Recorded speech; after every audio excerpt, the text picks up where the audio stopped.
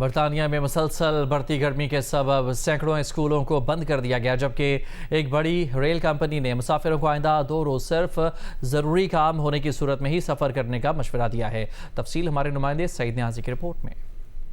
जी, वो दिन चले गए हैं जब बरतानिया पर ब्रिटिश वेदर का राज होता था और जब भी यहाँ पर गर्मी पड़ती थी तो फ़ौरन ही कुछ देर के बाद ही बारिश आ जाती थी, वक्फों से बारिश होती और मौसम खुशगवार हो जाया करता था। लेकिन अब तो आलम यह है कि ख़ित्ता जो है पूरा ज़मीन का जो है वो गर्म होता जा रहा है और बरतानिया में भी जो है वो मुसलसल जो है वो गर्मी बढ़ रही है। लेकिन अब तो फॉसिल ऑयल और दीगर इक़दामात के सबब जो है यह ख़ित्ता अर्ज़ जो है गर्म होता जा रहा है और बरतानिया में भी गर्मी जो है वो मुसलसल बढ़ रही है। और आज ये तवक्को की जा रही थी कि जो दर्जा हरारत है वो 50 साल जो रिकॉर्ड है जून का वो टूट जाएगा, लेकिन आज तो ये रिकॉर्ड नहीं टूट सका है जो कि 1936 में बना था, जब जून के महीने में जो है दर्जा हरारत 35.6 सेंटीग्रेड तक जा पहुंचा था। लेकिन उम्मीद है कि आइंदा 2 से 3 रोज़ में यह रिकॉर्ड भी टूट जाएगा। आज शदीद गर्मी के सबब इंग्लैंड और वेल्स के सैकड़ों स्कूलों को बंद कर दिया गया था और कल और परसों भी ये तवक्को की जा रही है कि मुतादिद स्कूलों में या तो जल्द छुट्टी दे दी जाएगी या उन्हें बंद कर दिया जाएगा और स्कूलों के जो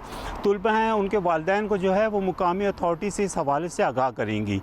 महकमा मौसमियात ने यहाँ पे बुध और जुमेरात के लिए रेड वार्निंग भी जारी कर रखी है, जो कि वार्निंग का जो लेवल्स हैं मुख्तलिफ 4, उनमें सबसे ख़तरनाक वार्निंग है रेड, जिसके तहत जो है न सिर्फ ये कि जो बीमार लोग और नातवां अफराद हैं, न सिर्फ वो बल्कि जो सेहतमंद अफराद हैं उनकी ज़िंदगी को भी ख़तरात लागू होंगे।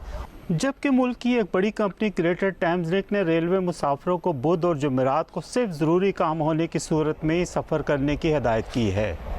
एज यूके के मुताबिक गुज़िश्ता बरस जब गर्मी की लहर आई थी तो 75 बरस से ज़ायद उम्र के जो अफराद हैं उनमें से हर 10 में से 9 की जो मौत की वजह बनी थी वो गर्मी थी और मजमूई तौर पे जो गर्मी से अमवात वाक़ई हुई थी वो 1335 थी। ये गर्मी जो है सिर्फ बरतानिया में नहीं पड़ रही बल्कि यूरोप का एक बड़ा हिस्सा भी इससे मुतासर है। उससे फ्रांस में तकरीबन 400 अफराद अब तक डूब कर हलाक हो चुके हैं। सईद न्याजी, जियो न्यूज़, लंदन।